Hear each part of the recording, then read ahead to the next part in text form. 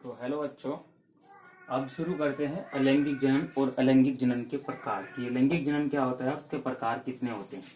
ठीक है बच्चों, अभी हमने लैंगिक जनन के बारे में पढ़ा। तो उसके 4 प्रकार होते हैं। ए विखंडन, बी मुकुलन और सी बीजाणु के द्वारा भी लैंगिक जनन होता है और डी खंडन। ठीक है बच्चों, तो विखंडन को हम 2 भागों में बांट सकते हैं। पहला है द्विविखंडन और दूसरा है बहुविखंडन। ठीक है, बहुखंडन। ठीक है बच्चों, तो पहले हम द्विविखंडन के बारे में लिखेंगे कि द्विविखंडन क्या होता है। आप उससे पहले ये पूरा का पूरा जो चार्ट है उसे बना लीजिए। ठीक है बच्चों, तो लिखिए द्विविखंडन के बारे में।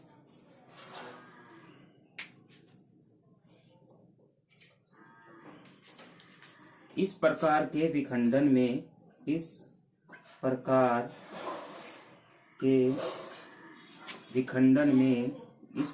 के विखंडन में कोशिका दो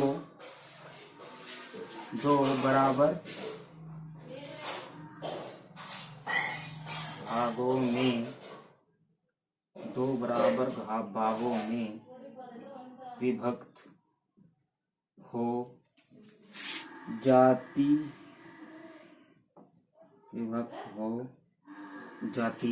है। ठीक है बच्चों, कोशिका तो बराबर भागों में विभक्त हो जाती है। जिसका उदाहरण है क्या, अमीबा। आपने बच्चों देखा होगा कि अमीबा द्विविखंडन करता है और उसके बाद उसकी एक के बाद एक कॉपियां बनती चली जाती है। ठीक है बच्चों, तो ये द्विविखंडन के बारे में जो इसकी परिभाषा लिख दी गई, उसका एग्जाम्पल बता दी गई। अब दूसरा लिखते हैं बहुखंडन। ठीक है बच्चों,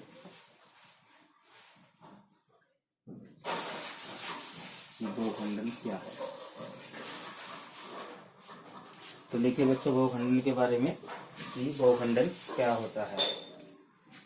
इस खंडन में इस प्रकार के विखंडन में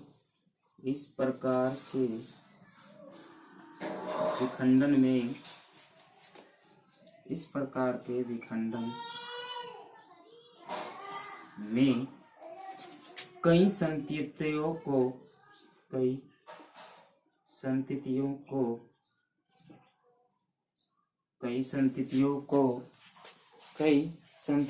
को उत्पन्न किया जाता है।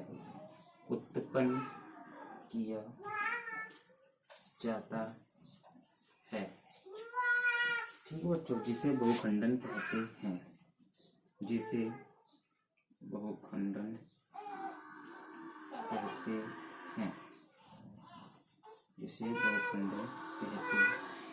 ठीक है बच्चों, और इसका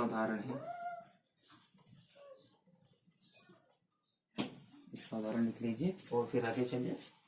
इसका उदाहरण है प्लाज्मोडियम।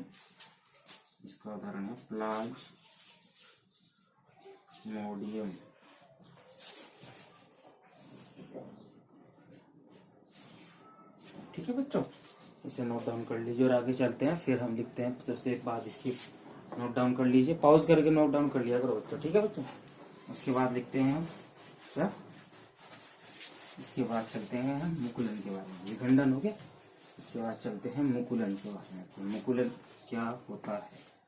ठीक है बच्चों, मुकुलन के बारे में चलते हैं।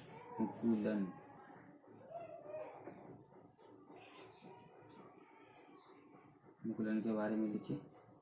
ये मुकुलन क्या होता है, इस तरह से आप देख सकते हैं। इस प्रकार के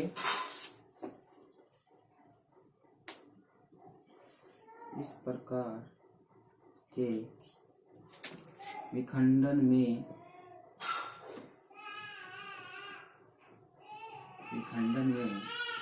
एक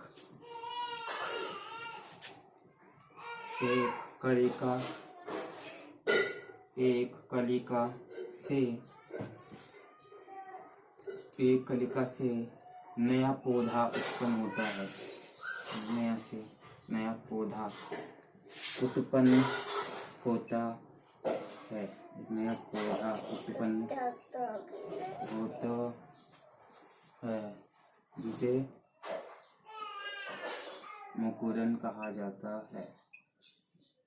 मुकुरन कहा जाता है, इसे मुकुरन कहा जाता है। ठीक है बच्चों, इसका उदाहरण लिखो। इसका उदाहरण और अगली हेडिंग लिखो, बीजाणु द्वारा। बीजाणु द्वारा,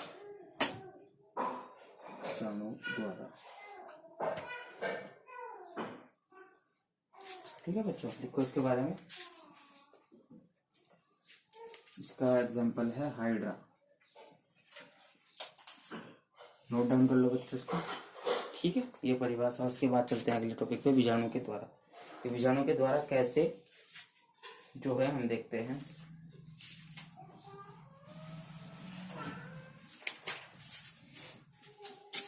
तो अधिकांश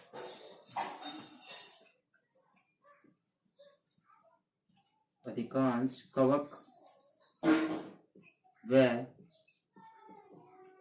शैवालों में अलैंगिक जनन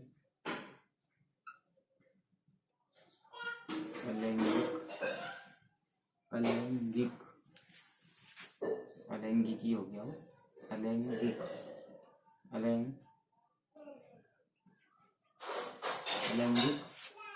जनन बीजाणुओं के द्वारा होता है। बीजाणुओं के द्वारा होता है। ठीक है बच्चों, ये बीजाणु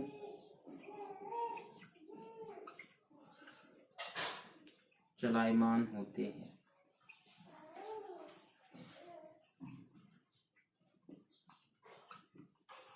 जिन्हें जूस्पोर कहा जाता है। जूस्पोर कहा जाता है। ठीक है बच्चों, इसे क्या बोलते हैं, बीजाणु के द्वारा। ठीक है बच्चों, इसके बाद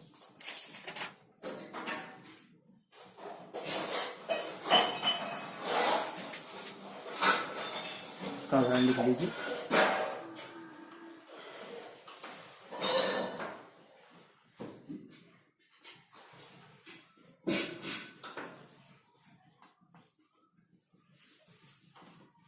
यूलोथ्रिक्स। ठीक है बच्चों, और इसके बाद हम अगली हेडिंग पे चलते हैं, जिसका नाम है खंडन।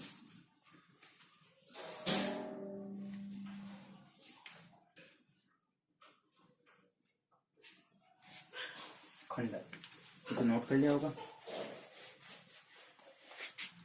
देखिए खंडन, खंडन क्या होता है। इस प्रकार के अलैंगिक जनन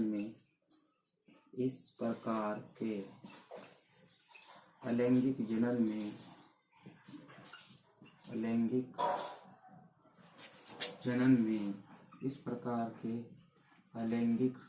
में कोशिका तो बराबर भागों में टूट जाती है। तो बराबर भागों में टूट जाती है। ठीक है बच्चों, इसे विखंडन, जिसे खंडन कहते हैं।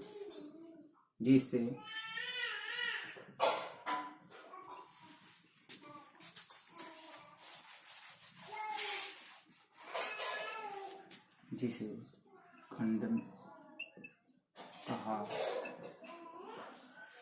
जाता है। जिसे खंडन कहा जाता है। उदाहरण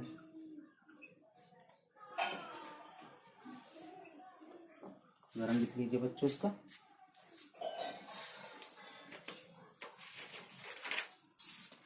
उदाहरण लिख लीजिए, मोर्केंसिया या रिक्शिया।